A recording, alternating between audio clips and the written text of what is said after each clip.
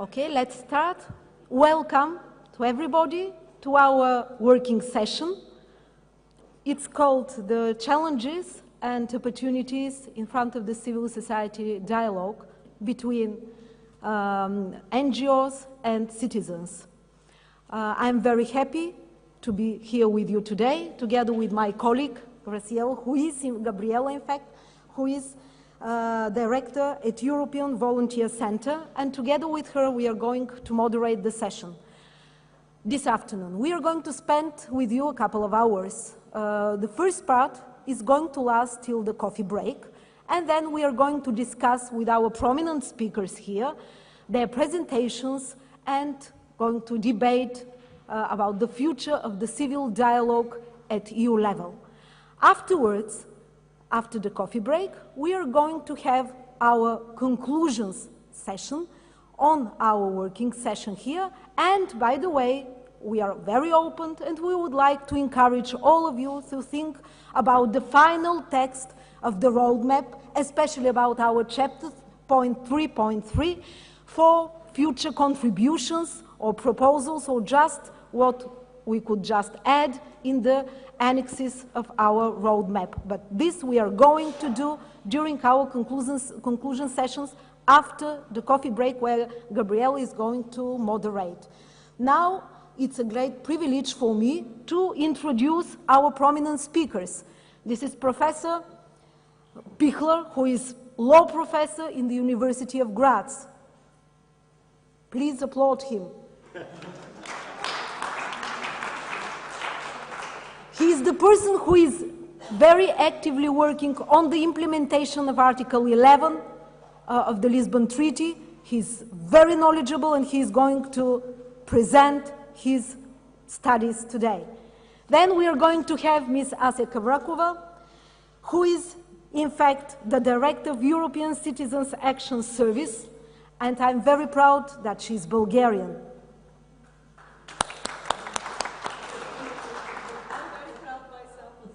Yeah, by the way, today is the national holiday of Bulgaria, the Day of Liberation. So we are very proud that here we are in Latvia today to share our also national holiday.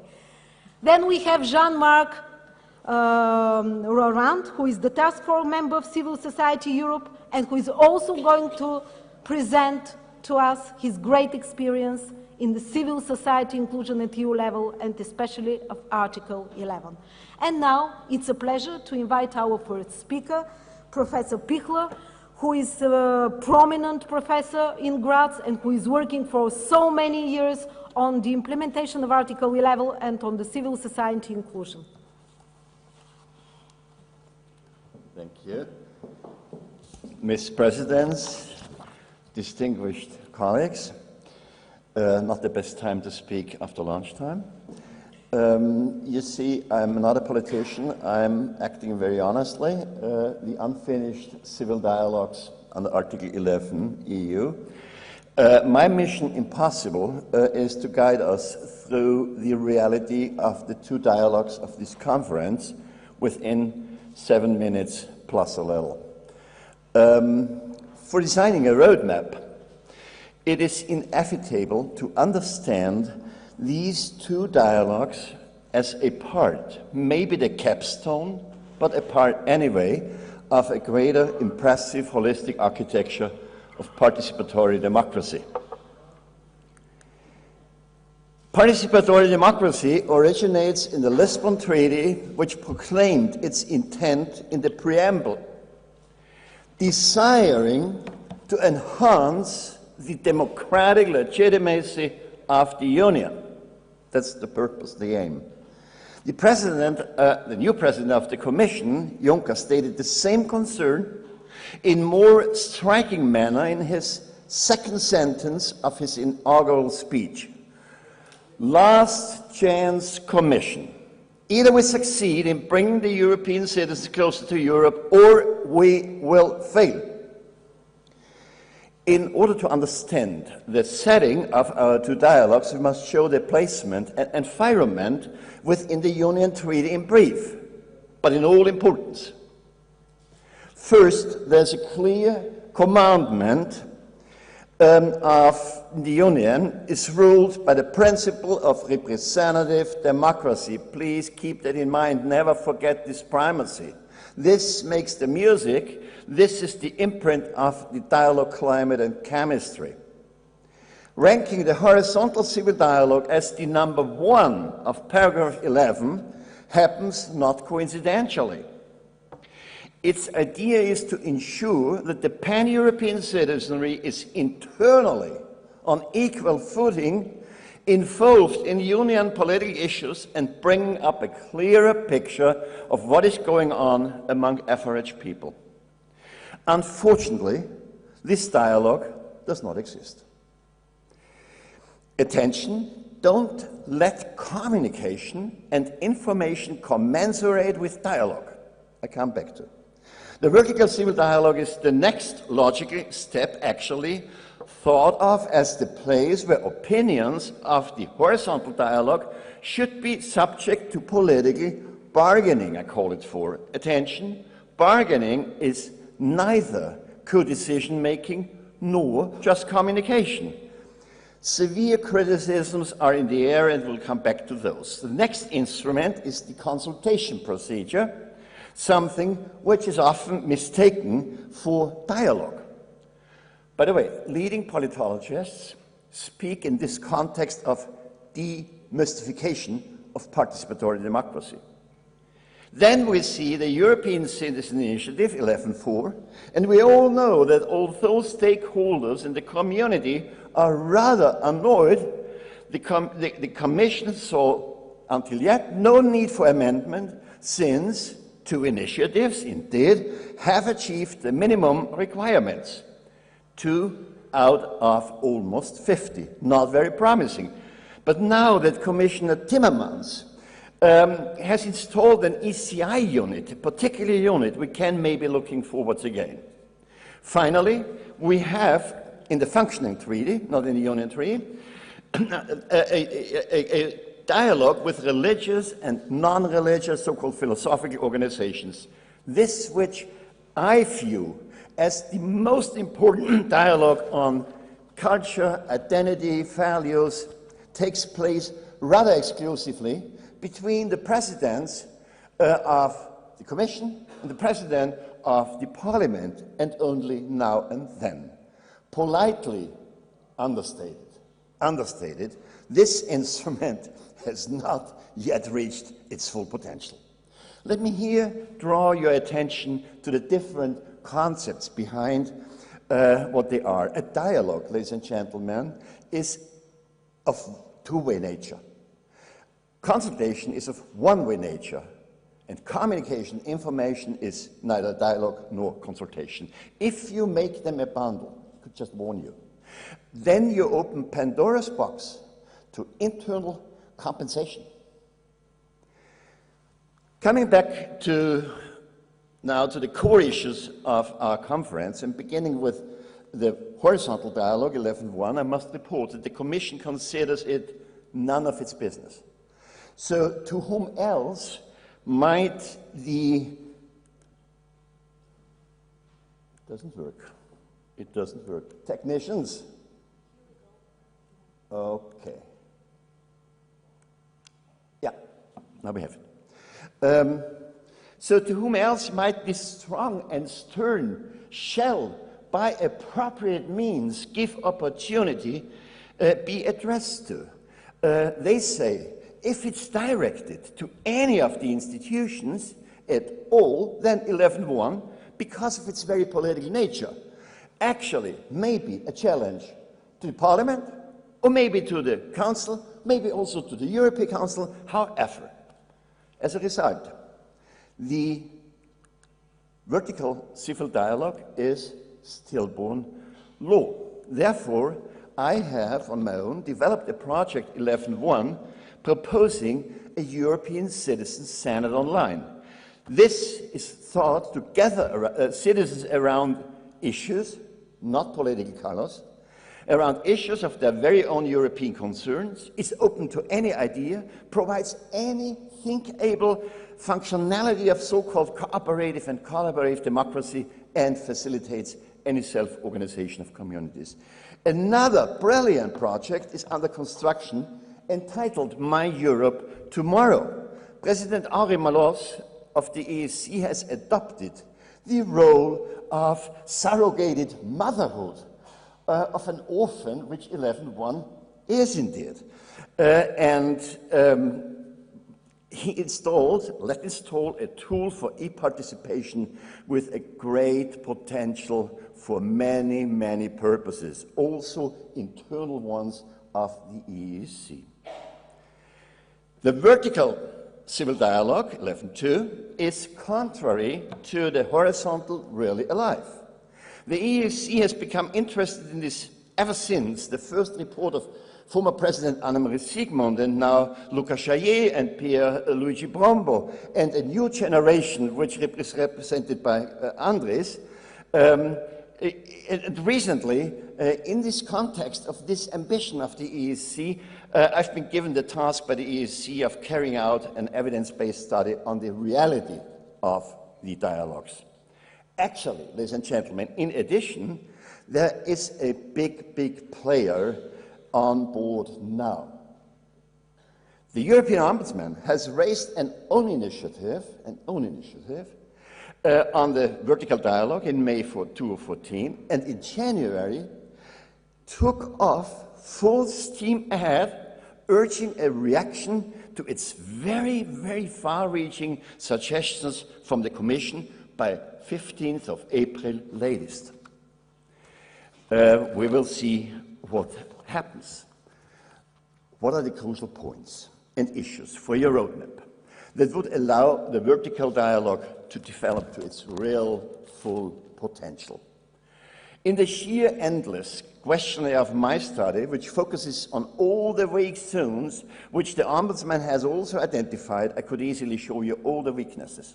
But it would be not fair to the EEC if I'd babble on this before delivering my study to the EEC, nor is it best practice to report on an ongoing survey. By the way, let me invite you, ladies and gentlemen, from the civil society organizations to join this study. It's open, some days are left when it's open. Bring in your experiences and consideration. It's not actually for my sake, no. It's in favor of the dialogue, your dialogue. So instead of referring to this, my study, I choose the option of showing you the crucial zones along with the strikingly parallel findings of the Ombudsman, who also mentions the same considerable deficits and serious problems in parallel. As a remedy, her suggestions include the improvement, and now, ladies and gentlemen, be really aware what is going on. She requires a horizontal regulation of a legal nature for achieving a balanced representation of all relevant interests, also yours. B, an individual definition of balance to be set out for each individual group, which is a landmark. C, a provision containing general criteria for the delimitation of economic and non-economic interests. 2, calls for applications, in particular a special one for every group which is applying to be member of the dialogue, and to be submitted openly on a single dialogue portal, which is also to be invented. 3, strict linkage to the transparency register, systematically rechecking, I don't know how the Commission should really do it, but systematically checking whether registrants sign up, firstly, to the correct group, and secondly, whether they disclose honestly. 4, final, developing a conflict of interest policy with far-reaching disclosure measurements.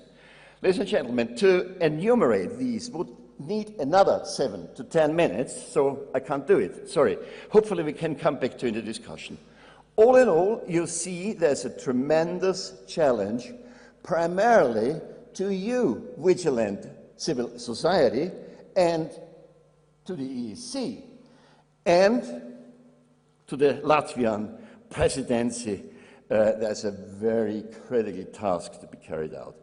But if all unite once in the civil so-called third sector, I predict a great future of these dialogues. Thank you very much.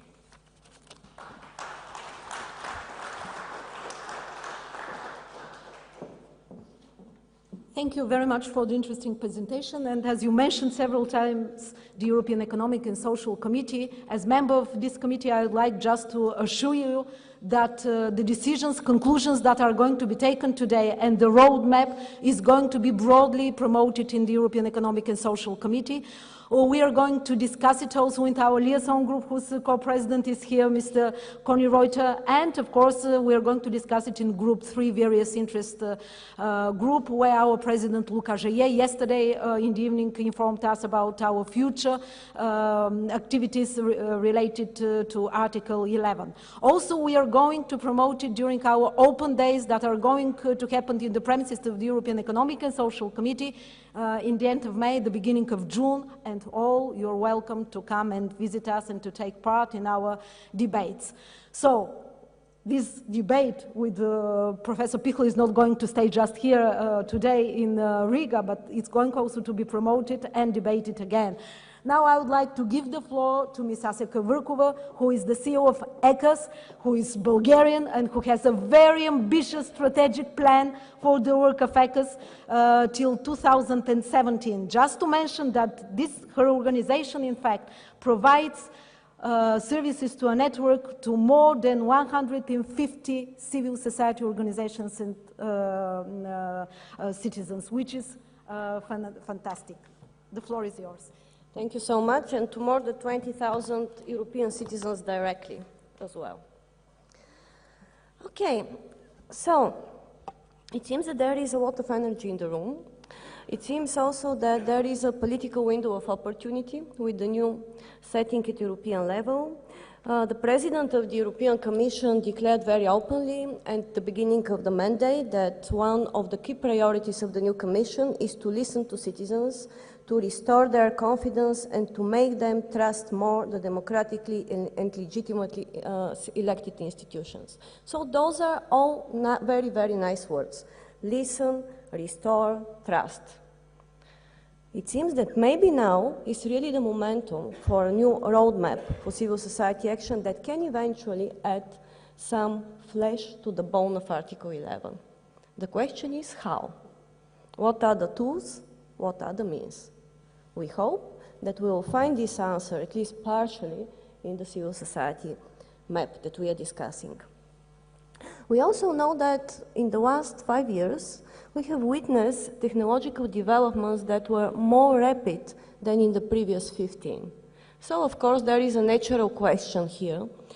Could we use those technological developments in order to enhance the participation in the decision-making process, mainly at EU level, but as well as at national and local?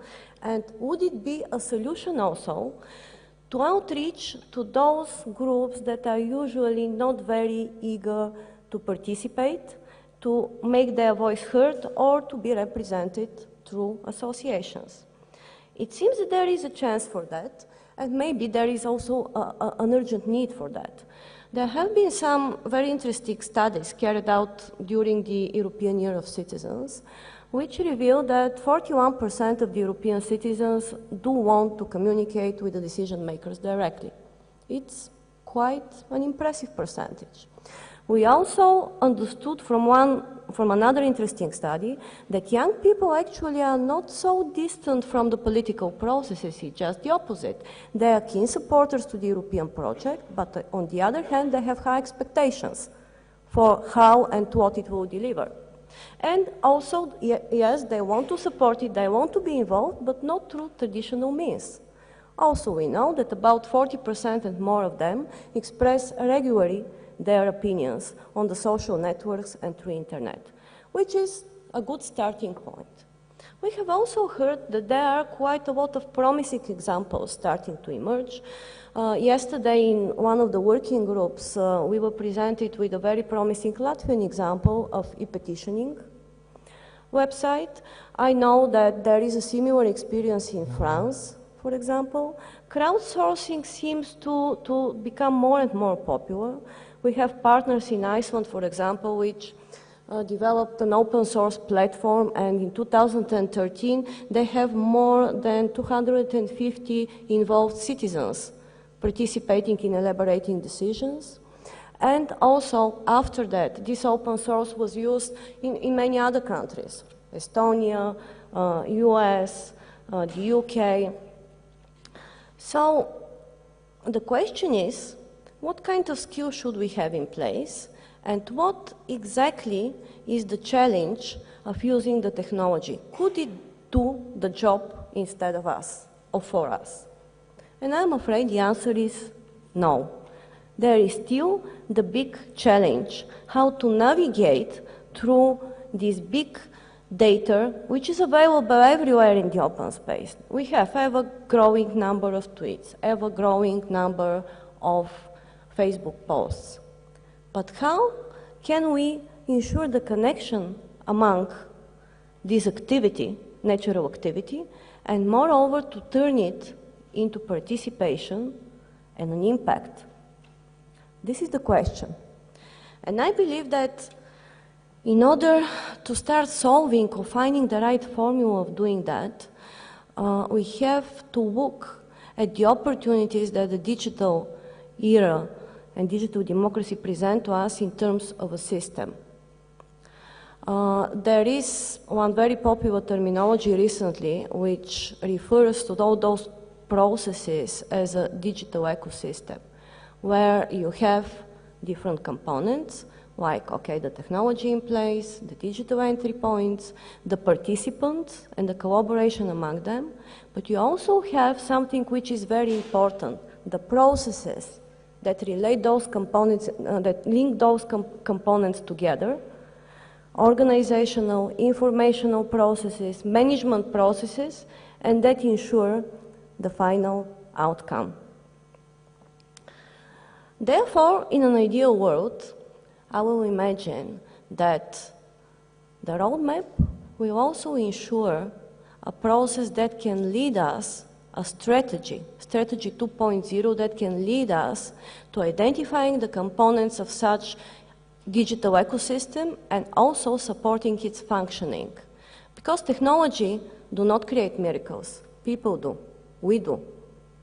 And here comes the place for the organized part of the civil society. Technology will not solve our problems of lack of participation. They can provide additional means in order to outreach to groups that otherwise we cannot reach or would not reach to traditional means. But we have to do our homework first. And in this respect, I have 4 recommendations for the organized part of the civil society, be it civil society networks or organizations at national level, in order to start systematically face those challenges with the idea to get full advantage of them, rather sooner or later.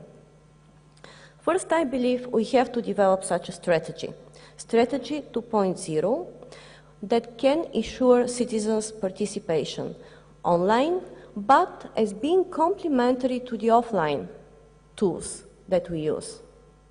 There isn't a case in which only online participation leads to a satisfactory outcome. You should always use the technology wisely and develop it in a way so it makes sense in a package with the offline participation. We have to create also space for mutual learning and exchange of examples. Yeah, technology is rapidly developing, and new examples of its use that work are also increasing in number. Unfortunately, most of them are available, not unfortunately for the European level, most of them are available and are piloted at municipal, local level, or maximum at national level. The European level is lagging behind in adopting those new tools. This is why such kind of a space where we can learn from each other is very important. And the organized part of the civil society has to make sure that there is such a learning space. Third, we have to think about curriculum and training for how to use new technology. Recently in January, we have organized a big conference in Brussels on digital democracy, and we also use the online voting for answering questions. Most of the participants do not know how to use the digital tools. They would love to learn, they won't, but they do not know. So we have also to ensure this space as a learning environment for raising our capacities to do so. Then, e-participation will never work without the decision makers' involvement. So unfortunately, it will not spare our work of advocating and bringing them closer as part of the decision making. So we have to advocate and to motivate and to convince policymakers that those new tools could work for them as well. Last but not least, I will very much want to see advocating at EU level for moving beyond consultation into more modes of co-decision with citizens. Doesn't mean that consultation should be abandoned. They are playing their own role, but it's a limited role. Let's go beyond. And I believe that we can do that only if we unite efforts, local, national, European level. Thank you very much for your attention.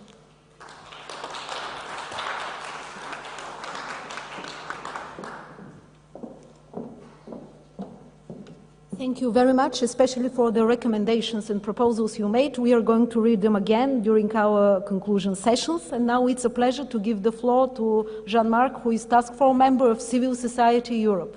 The floor is yours.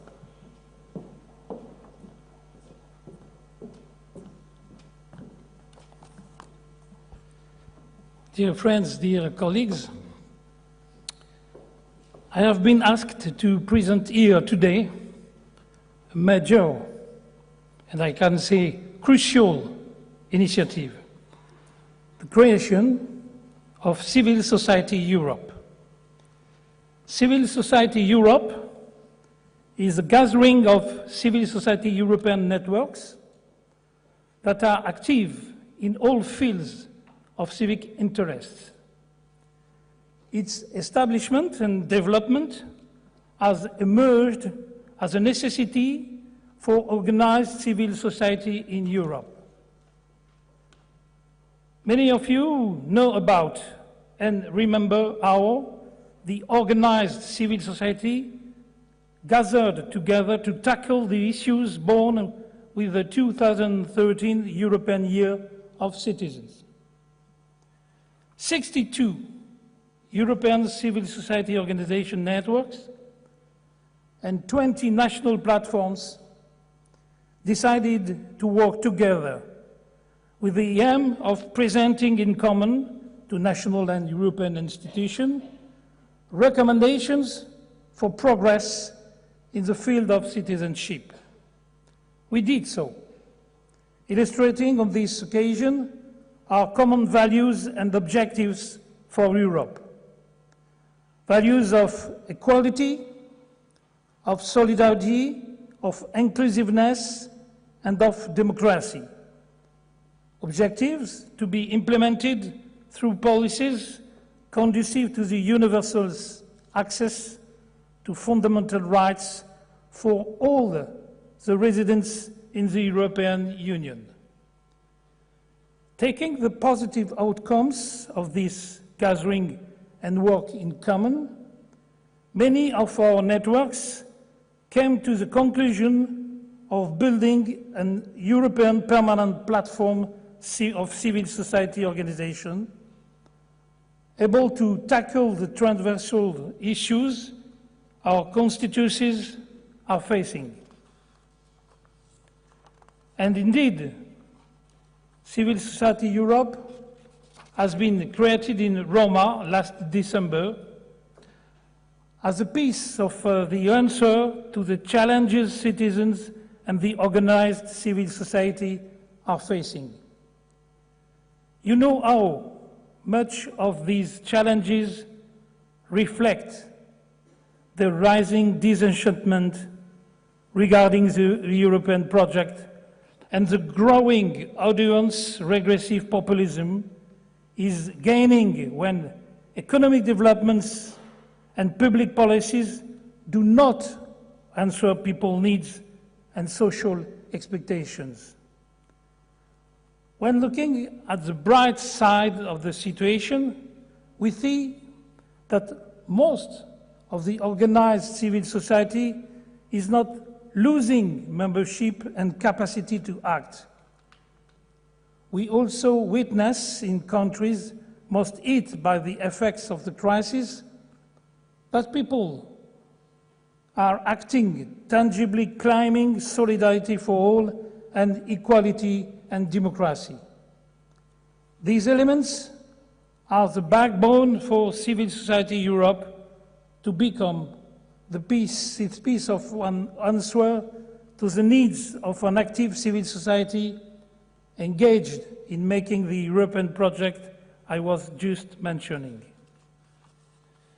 I want now to very briefly share with you what is Civil Society Europe mandate. Civil Society Europe is to become the common space for the association to share information, knowledge and experience on issues that illustrate our values and goals. This makes sense, as there is a lot to share in order to support each other and make it successful. Civil Society Europe will aim at informing and at analyzing achievements that illustrate our pursued objectives. Civil Society Europe is also to become the common space to tackle together common issues, promoting vis-à-vis institutions and politicians the role of civil society organizations and movements, building campaigns to answer regressive trends with the shrinking of civic and democratic spaces in Europe, such as with the measure taken by the Hungarian government, but not only there. Supporting actions at local and national levels which illustrate the values we call for and help translating them into public policies. The European project needs to be fed by such activities. We have a feeling of urgency and anxiety when saying this. We see the anger rising in countries with the most visible consequences of the crisis. We also witness our citizens in countries which don't necessarily bear the most dramatic consequences of the crisis, fear of being left alone and excluded in case of economic turbulences. We have a growing number of citizens who don't trust institutions anymore and therefore are tempted to question the values of inclusiveness and democracy. Civil Society Europe will address politicians and institutions in order to get a convincing dialogue with society. At European level, it's about all the provisions of Article 11 of the Lisbon Treaty. A convincing dialogue in the citizen's perspective is a dialogue which delivers in time. People and their associations need institutions which not only listen to their expectation, but address them through consistent policies. Institutions need people's trust and legitimacy to act. Both conditions are to be met if democracy is to be real and vivid. Already, more than 30 major European networks have signed to join Civil Society Europe. We expect many others to follow this path in the very near future after they have achieved their internal consultations. Civil Society Europe is born to serve this perspective, to be instrumental in these directions. There is much more ahead for us. Let me stop there with my presentation of Civil Society Europe, wishing a full success to this initiative, so much needed for the European project. Thank you for your attention.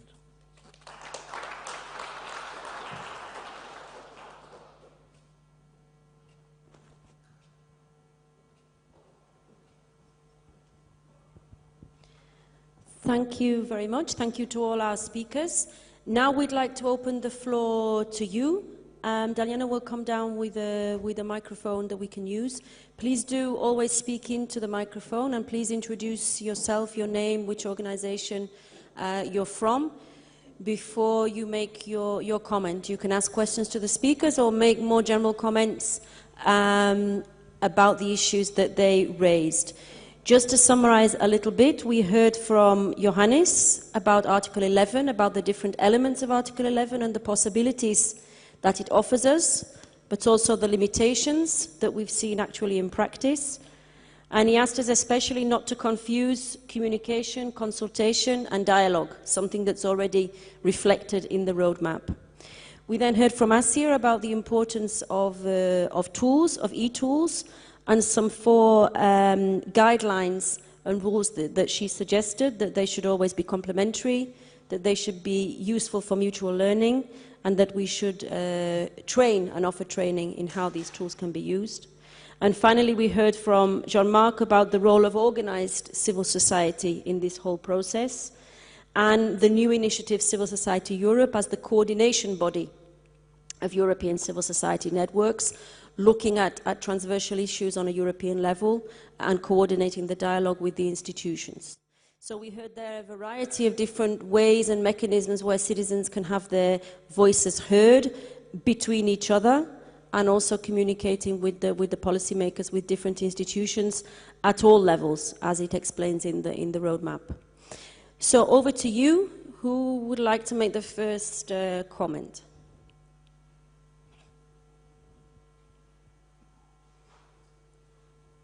No one.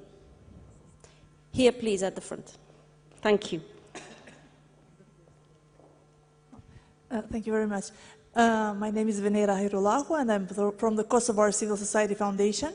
I probably would have some comments, but prior to that, I'd like to ask a question to Mr. Johannes Pichler with regard to this distinction that is specifically made between consultation, communication, and dialogue. While consultation and communication is quite familiar to all of us, it will be quite welcome to a bit elaborate on what you exactly mean by dialogue if it's not consultation. It is my feeling that many participants have this dilemma, so that would be quite useful. Thank you. Thank you very much. We'll just see if there's a couple more comments. Over here. We can go here first, yes.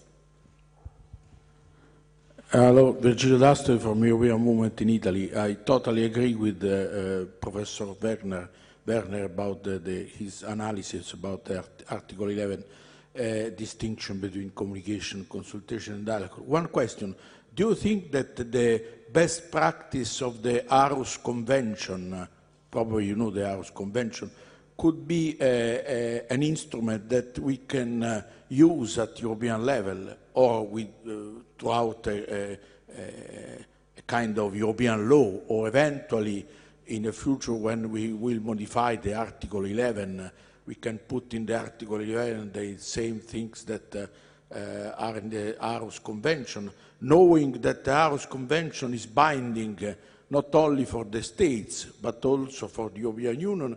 The Commission was accused in front of the Court of Justice to not apply the Aarhus Convention. So it is not only a political instrument, it's a binding and juridical instrument. So probably that is an instrument that civil society could know, and civil society could use at European level, not only in the environmental questions, but generally speaking. Thank you. And we had a third comment over here.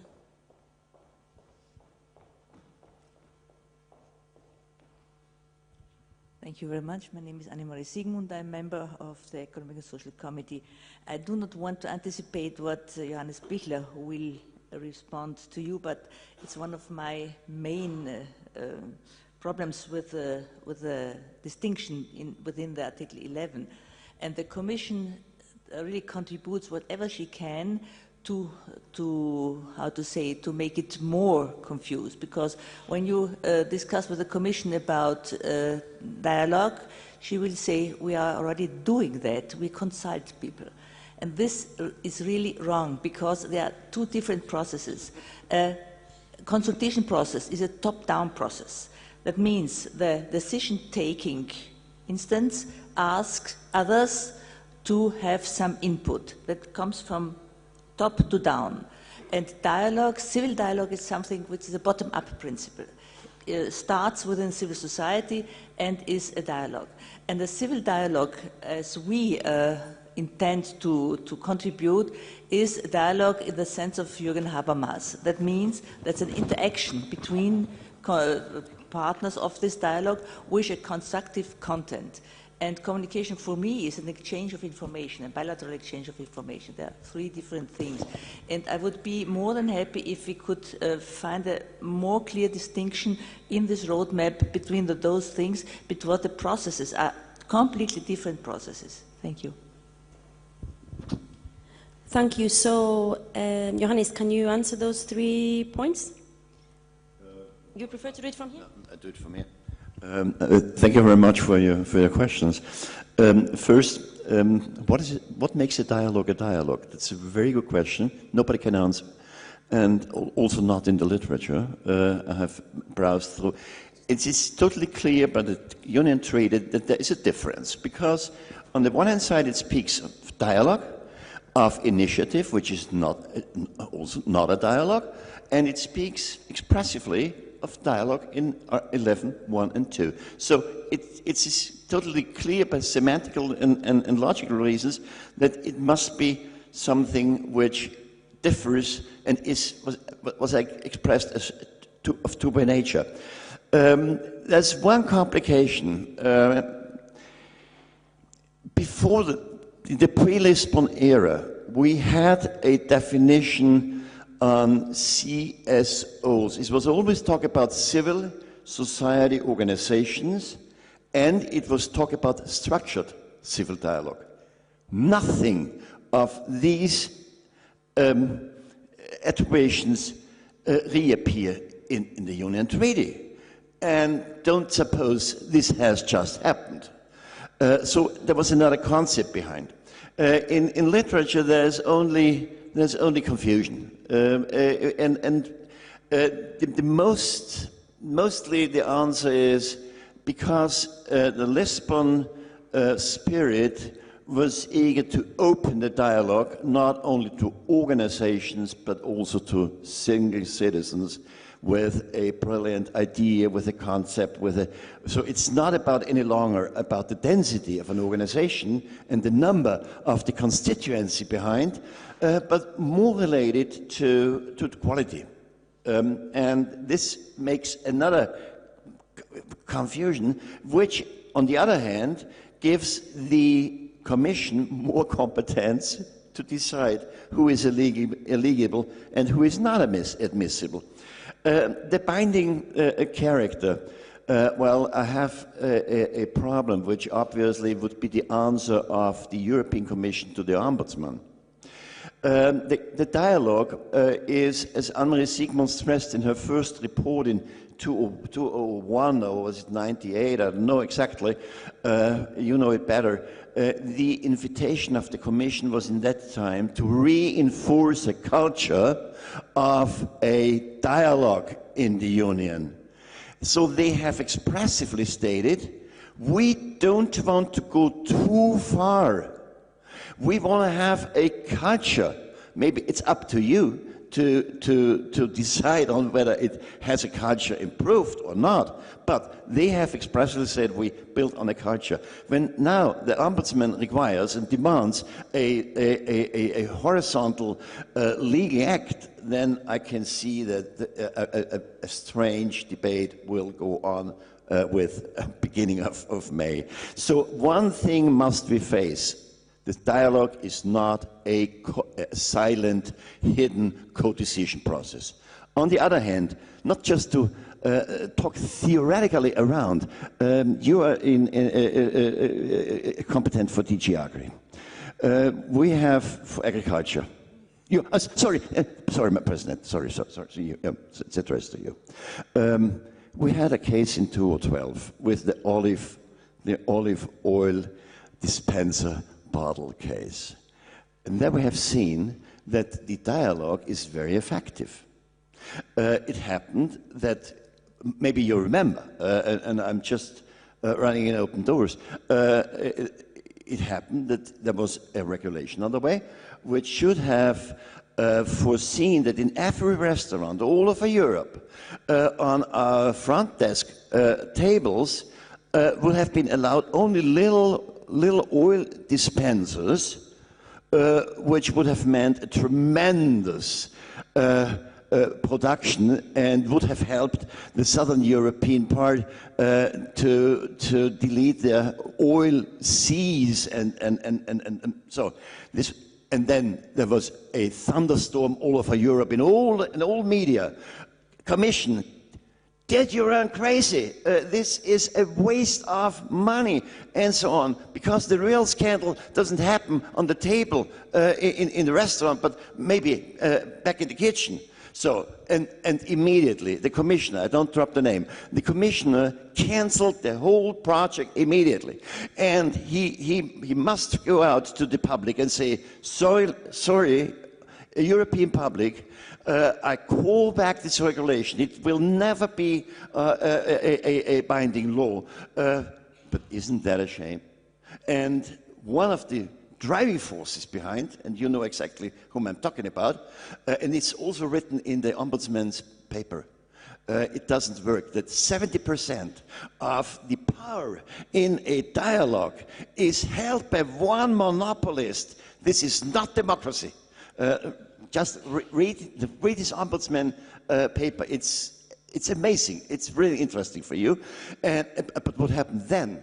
On the next day, there was another press conference of this organization, and they publicly spoke about a coward.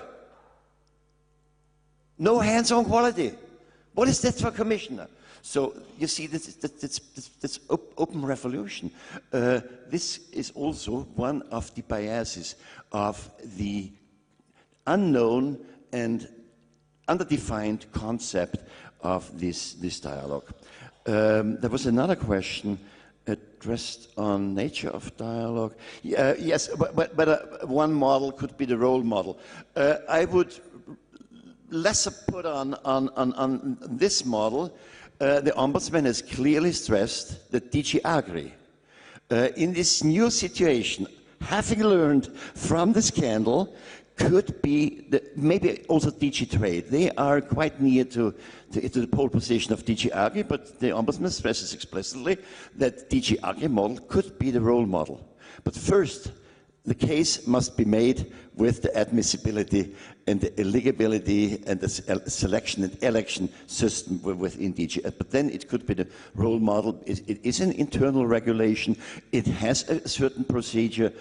So this maybe is the future concept for the entire Commission. And there was another question. Sorry. Okay. You don't have a simple way of differentiating between consultation and dialogue, some key characteristics of one or the other that are not shared? As Anne-Marie Sigmund has said and published several times, a dialogue is, and I have abbreviated here, a dialogue is, as it is, the invitation, send us your envelope and you will never hear from us. That is it. That's 11.3. This is why Beate Kohler-Koch, which is really the doyen of the European politologist, calls her book for demystification of participatory democracy, because it's not participatory. It is a one-way, send us your letter, and then sometimes, not in all cases, there is a follow-up of a hearing. Well, it is really a hearing.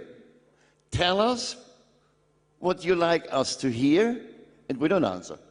Thank you. So it's very simple.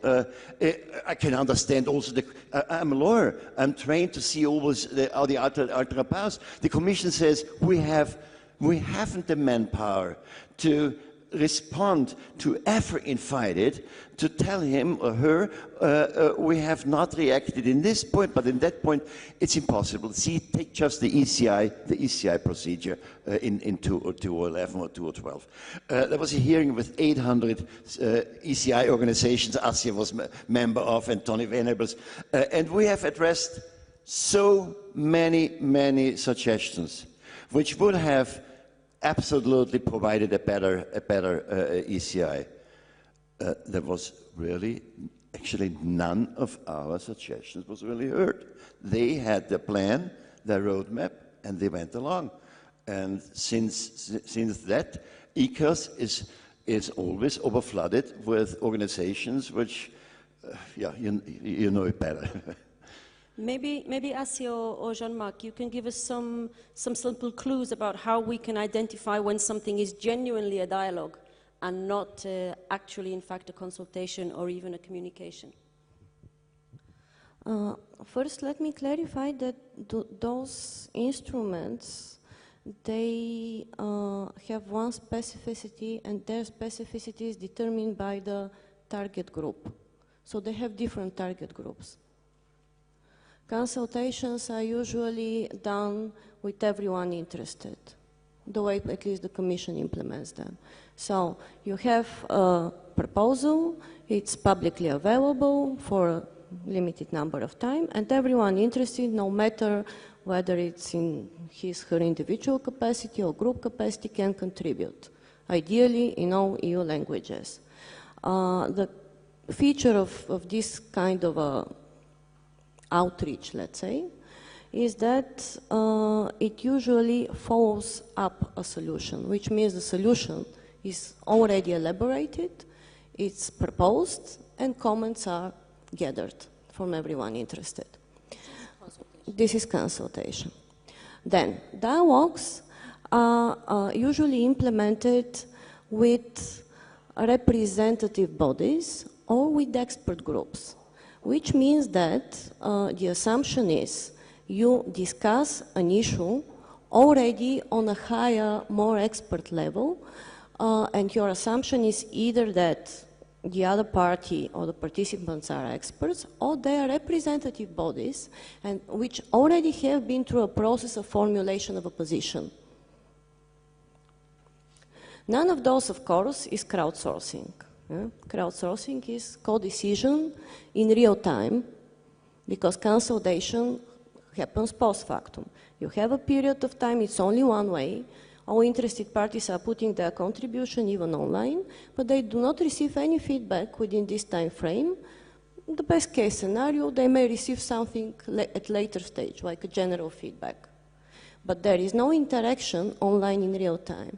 Crowdsourcing does this, but it's a very demanding exercise for the decision makers themselves, because they have to be committed to do it in real time with everyone interested. On the other hand, crowdsourcing has two advantages from what we see so far. Limited examples, but still inspiring. First, it's called the wisdom of the crowd. It really has the potential to bring into light innovative solutions and participation of those that usually do not participate otherwise. And second, it brings a huge learning experience, because by debating in real time, participants learn from each other. And this is something which I believe should be explored at EU level, because we are not there yet. So those are the basic forms, and of course I'm not going to go to other more specialized forms, which are the expert groups, the comitology system, and so on and so forth.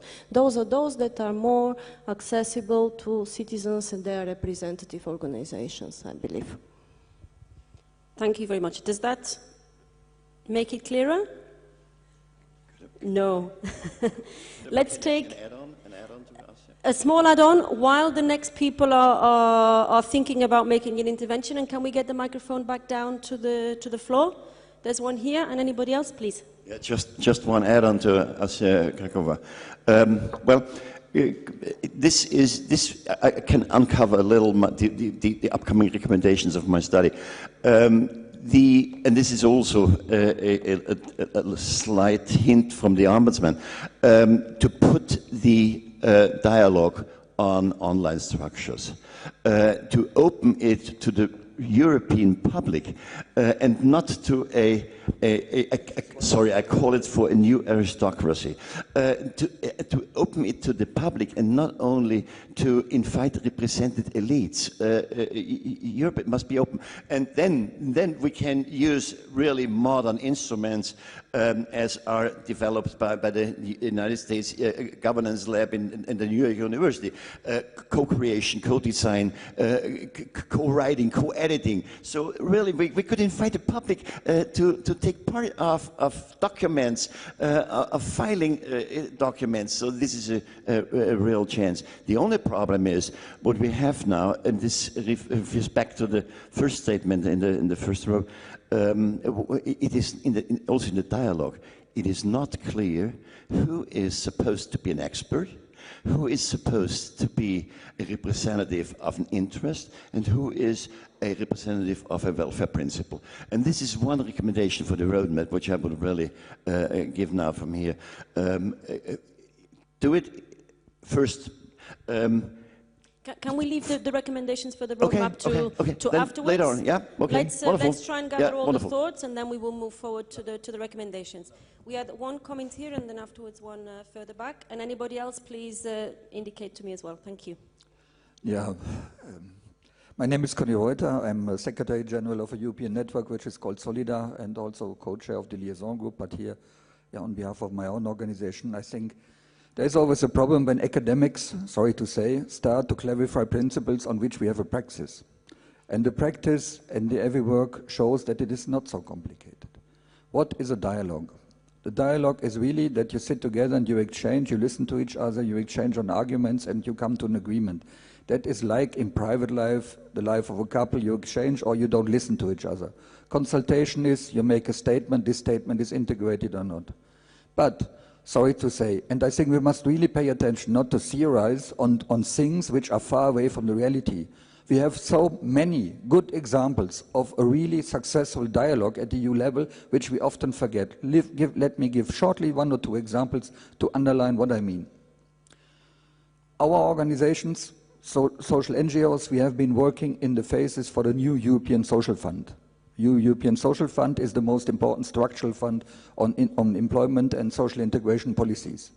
You have added to this European Social Fund not the result of a lobbying policy, but the result of a real dialogue, which is a book on partnership principle, which obliged the European member states to include NGOs, civil society, in the consultation of the design on the national, regional and local programs. This is the result not of a consultation, that is a result of a dialogue. We had spent a lot of time also with the former Commissioner Barnier on something which is called public procurement. It is awfully technical, but it's highly political, and with dialogue you can achieve something. We have achieved as civil society, after a long period of lobbying for sure, but also of really genius dialogue, because we spent a lot of time with Barnier and with Almunia around the table where we listen to each other, that they recognize that a welfare organization, a social service provider, sometimes is not a social business, but is a social economy actor, and that what the reinvestment of the profit, of the benefit, needs to be taken into consideration, like the particularities also of what this service provision is. It seems to be technical. This is not the result of an oil can or what. It's something on a process. And I think what we claim with civil dialogue, to be very clear, is that we have a process of exchange, that we get together to something. And that is completely different from a lobby activity where anybody can write on behalf on I do not whom or I do not what, can contribute to a consultation. This is exactly not what we want. And I think, therefore, Unfortunately, we have lost time because this exact debate we have had 5 years ago in the premises of the EESC when we were discussing with the former Vice President of the European Commission, Ms. Reding, where she understood that dialogue is communication, yeah, and that consultation is the communication the other way around. And she did not understand what is dialogue. So I think, sorry, I'm a little bit afraid on your study, but we will see the result, and I really want to discuss on it. But I want to make sure, don't speak on what faraway principles, go across the reality of what civil society organizations already at European level are practicing and what they achieve. And these are not academic principles, this is the daily life of a real, genuine dialogue that can exist if the parameters and the conditions are ready. Thank you. Thank you very much. And we have another comment there behind. Yeah, again, Jonas Büchel, Urban Institute. Thank you for the comment before that took a little bit something of that what I wanted to say. I'm actually now feeling I need to represent yesterday's workshops. I was the moderator there. I was not very much working in the workshops, but there was like one major result, and it was stressed, and while I was talking afterwards with those colleagues, they were also stressing it again and again. I mentioned in the earlier session that I'm very much working with communities, with very rural, very local communities. I do not want to affront anybody here, but you should listen your language. Nobody understands that language, I'm sorry. It's not understandable for real, as you said before here, as for NGOs somewhere out in our European Union, on the basic daily level and work. It is a lawyer language, it's an, as stressed, EU aristocratic language, it is an academic language. We claim to represent the society. I don't see that. I'm sorry, I really would like to demand, maybe it sounds a bit 68 revolution for those Western people. There was this claim, we need to finally learn the language of people. I think we haven't learned the lesson of my teachers. They were my teachers. So we have to do that again, especially us.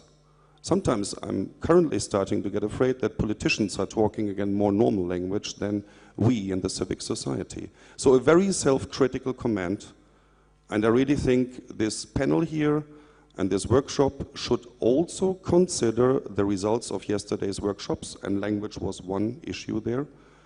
And secondary, I think we really have to also consider that we not only talk about communication, consultation, and dialogue. By the way, as a social worker, we have completely different definitions about that. I have to stress, we should also consider that we have to learn how to talk within the civic society. That is a serious issue, because we already are on that move that we have a similar situation like in general politics, that people actually in normal everyday NGOs do not feel represented anymore very often by those roof or lobby organizations. I'm sorry, there is a gap in communication already there. Thank you.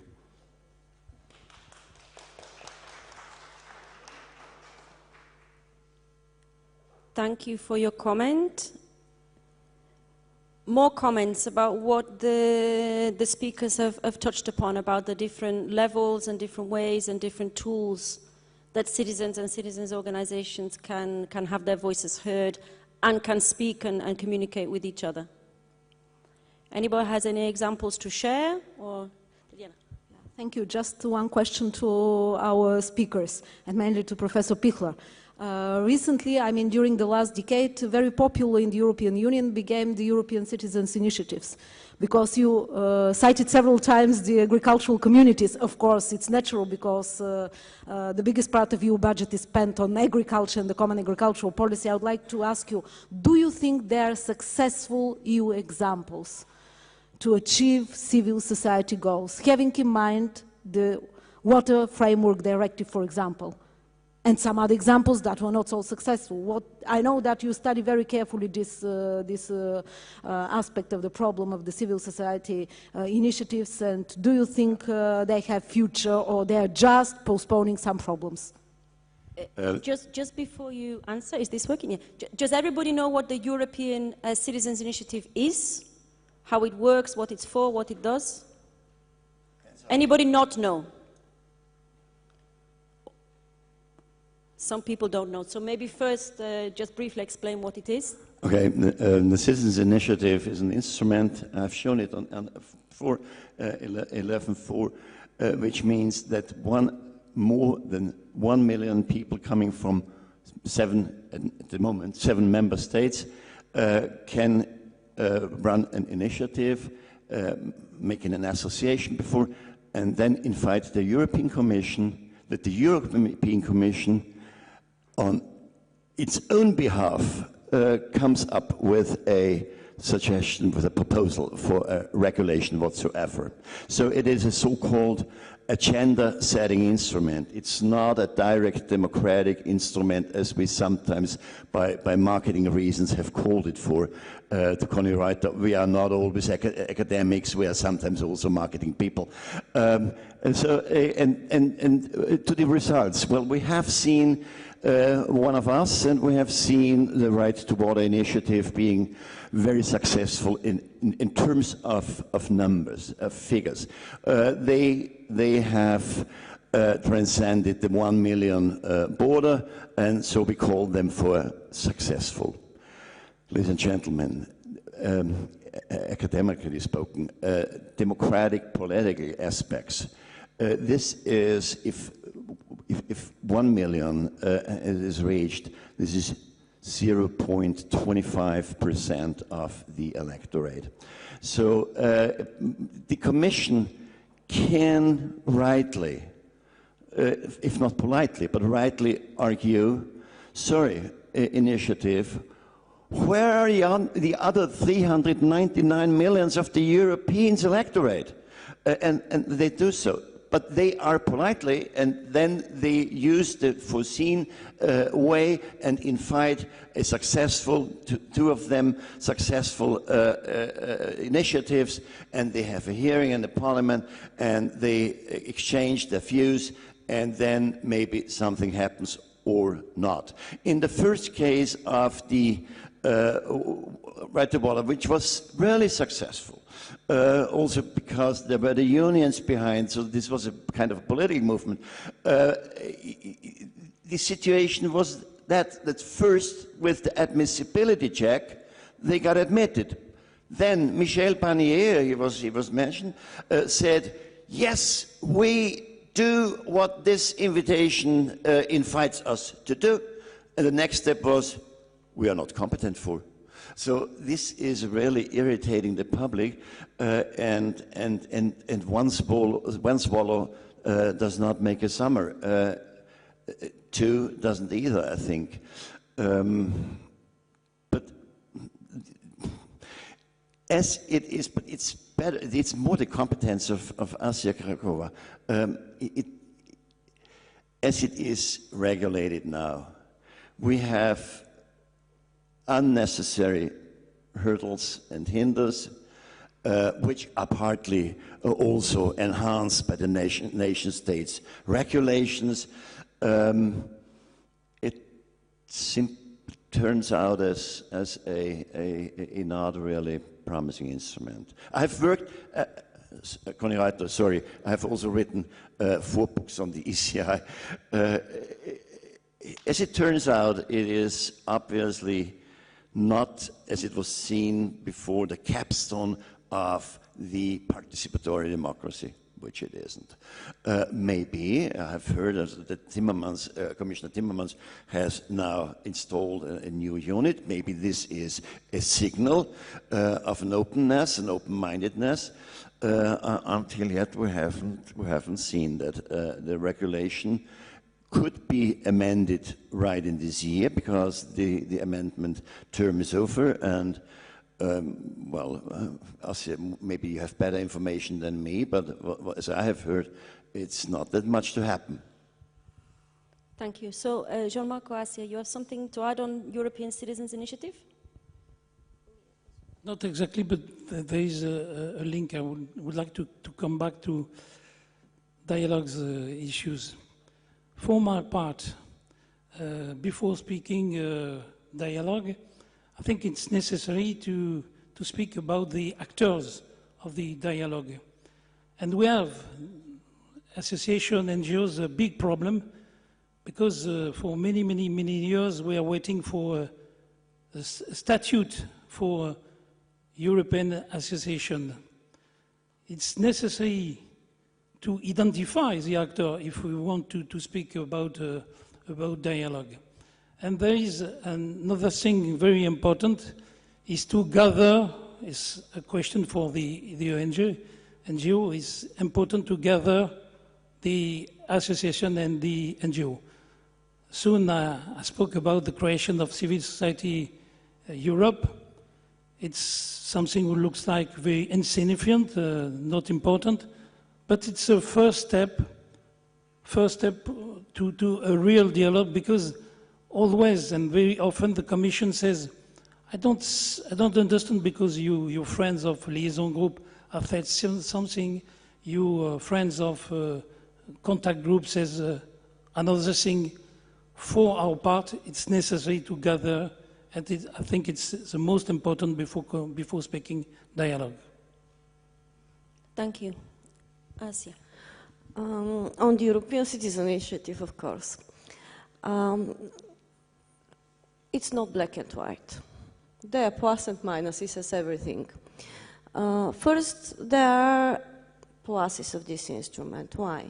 For the first time in the history of the European Union, 1 million citizens can put something on the agenda of the Commission for consideration, as can the Council, as can the European Parliament. This has never happened before.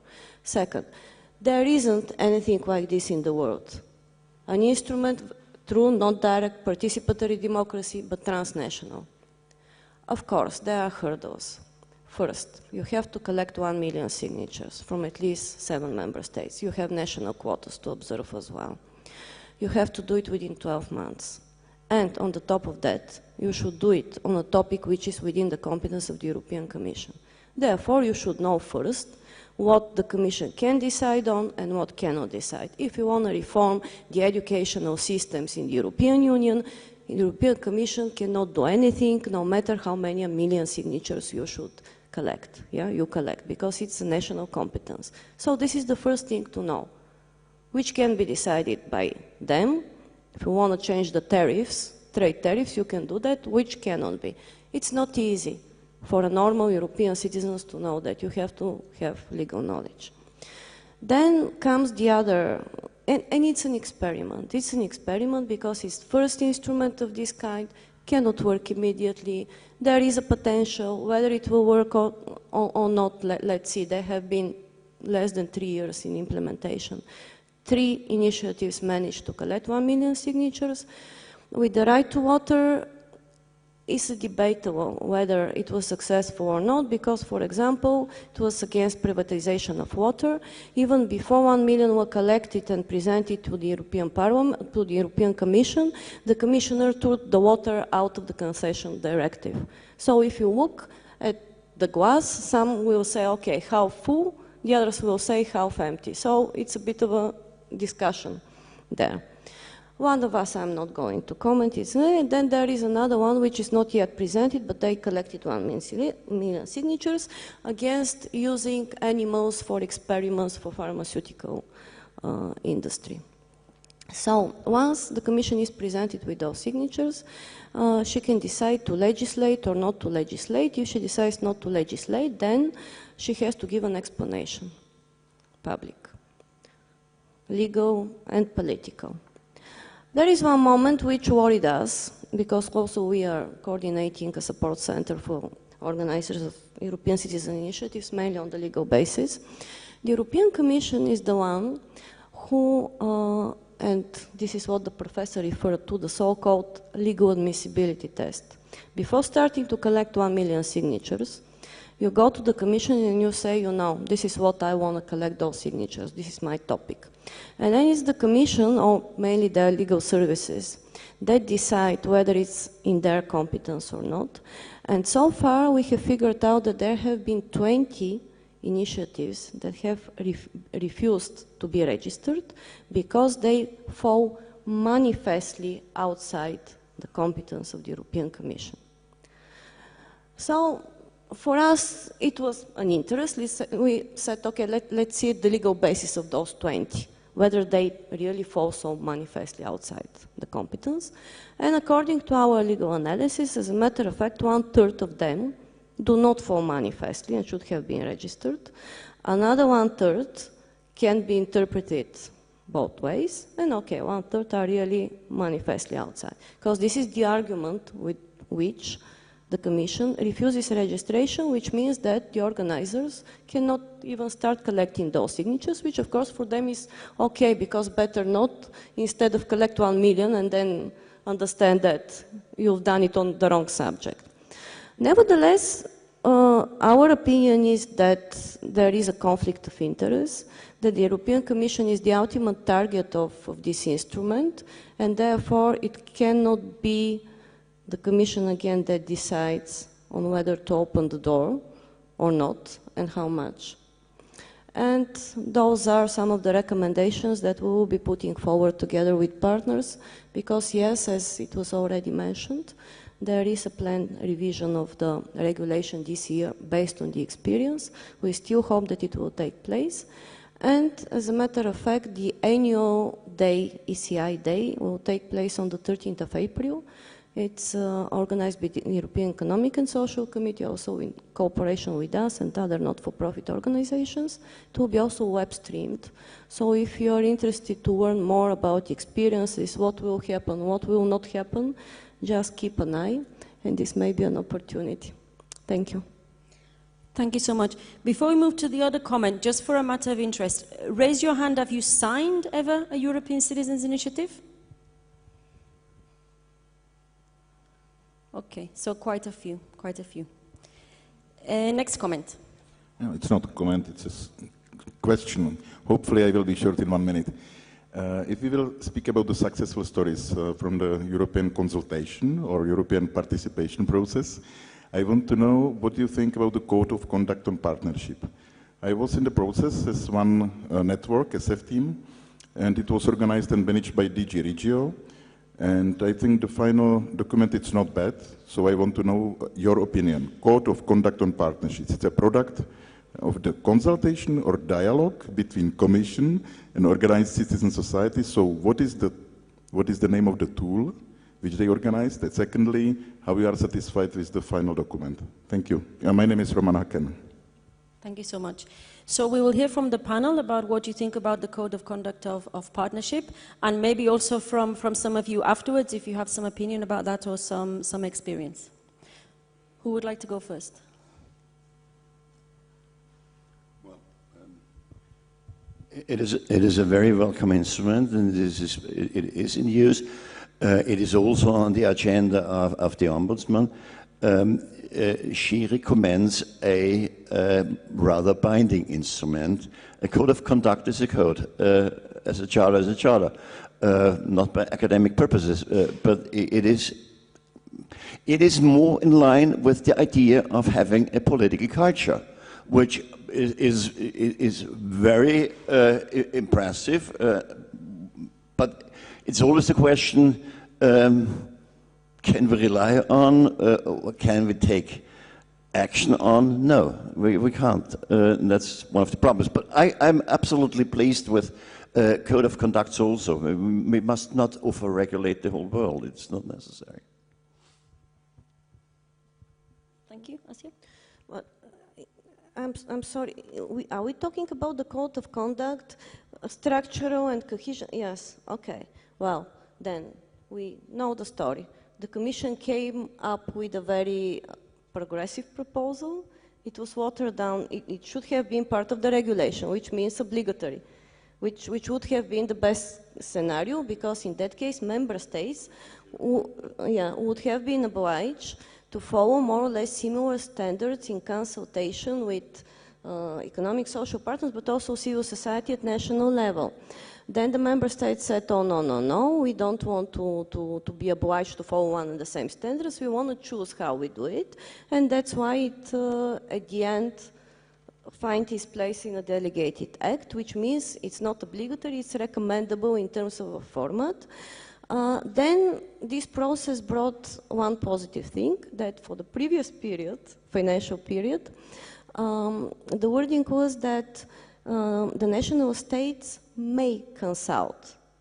Now the wording is has changed into consults, which means more of an obligatory character, which we think is positive. But now you have to tell us, did it work in the programming period?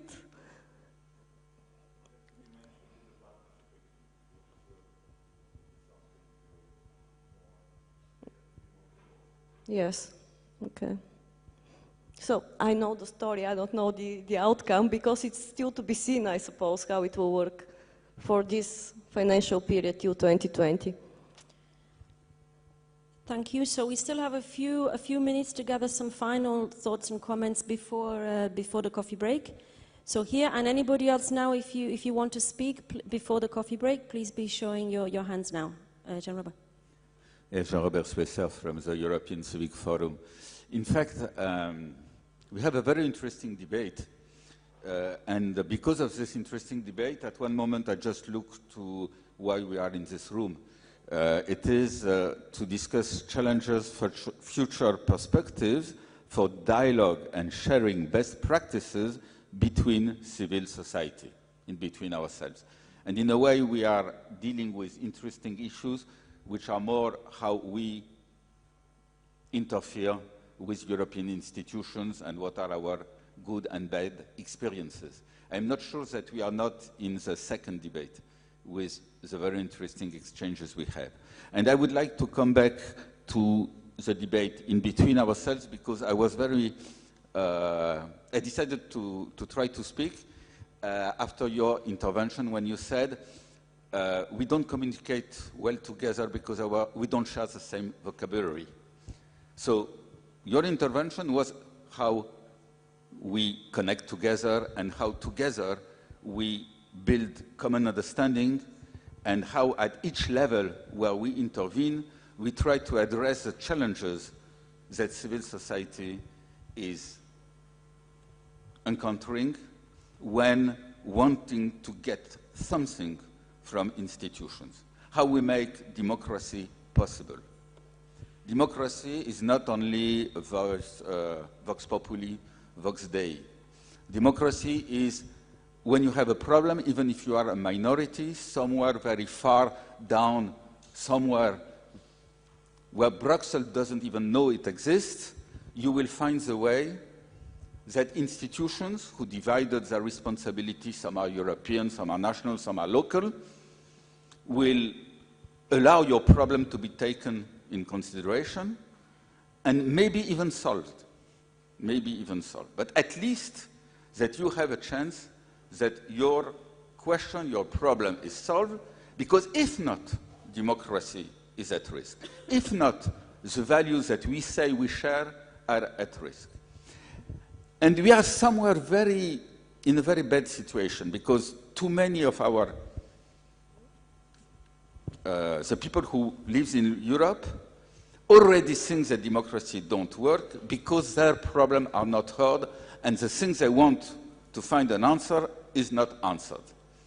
The problem is complex for a lot of reasons, because our societies are diverse, because the way the power are organized are more and more complex, and because the problems people meet are much and much difficult to solve because of this diversity. And it's normal that we don't have the same vocabulary, because we don't speak together enough inside civil society from the different points where we try to face these common issues to all of us. The European networks in Brussels, the national networks in our countries, the local people to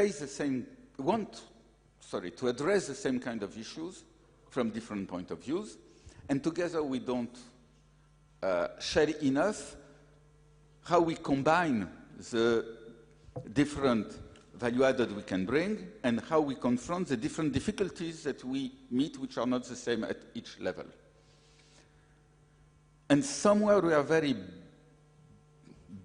in a very bad situation, because as we could not solve the problems the people are meeting, we have more and more reaction inside our constituencies that my problem should be solved and the problem of the next one has to be left aside. We are opposing each other more than looking how we can solve all these problems. I have to stop, I know the time. I put more questions than answers. But the answer is not about the one who understands, the one who don't understand. We have a problem of taking time to bring on the table the different elements we have about why we are in this bad situation, and to look how we combine the different level of interventions so to change the agenda that we have. And I would just say one thing which is very provocative, maybe, because we are in the European Assembly, and maybe also because we are in this country today. The Greek people voted for what is called by many extremists. Why? Because they felt that they were in that situation, their problem was not solved. And a lot of people, a lot of institutions say, you know, you behaved so badly before, forget about democracy. First, solve the problems that were not, that come from the past, and we'll see later about how democracy can apply to you. I word it this way as a provocative say, because this way of thinking, you can share it against you somewhere else in Europe who will say exactly the same. And if we go on thinking this way, there is no need for dialogue at any level for anything, because it's not the Europe with the values that are in the treaties that we would build. It's war of everybody against everybody. It's always looking to the past, not to solve the present.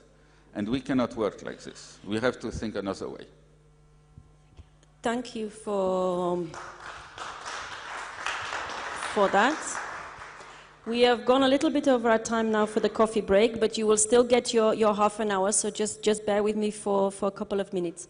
I was trying to get the roadmap up on the screen, but I don't know if it's possible. Here it is. And if we could scroll down to the part that we need to focus on now after the coffee break, which is the part 3.3, which is precisely as Jean-Robert was saying, that our workshop here is to focus on this part, on the part 3.3, which is talking about dialogue between civil society organizations. And what I would like to invite you to do during the coffee break is to think about your perspectives, the things you discussed yesterday, the things you have heard today, and come back after the coffee break, not with comments, not with general ideas, but really if you have some specific suggestions to improve this text. And remember that the text is a roadmap to participation. If we don't have specific suggestions, then we can talk in more general terms about what some of the concepts are, what they mean. That will be absolutely fine as well. I just wanted to finish with, speaking of communication, and one thing that Jean-Robert said, which I think is a mistake that sometimes we make in our own discourse when we speak about European networks in Brussels. I am director of a European network. We have a secretariat in Brussels. We have staff in Brussels. We have an office in Brussels. Our network is not in Brussels. Our network is all over Europe. This is why we are a European network. And I think in these kind of things, precisely language and the way we communicate things, but we also have to be self-reflective on that as well, on how we speak about ourselves and about each other, and about how we as civil society organizations come together, yes, with offices and secretariats and representations in Brussels, but our membership and our network is, at least in my case, is all across Europe. It's certainly not in Brussels. We're only 2 in Brussels. So I invite you to think about all that. Please read the part 3.3 if you didn't read it already. And please come back after the coffee break with your thoughts and comments on this part, on 3.3. So we will meet back here at 10 past 4. I'm also on Brussels time. 10 past 4.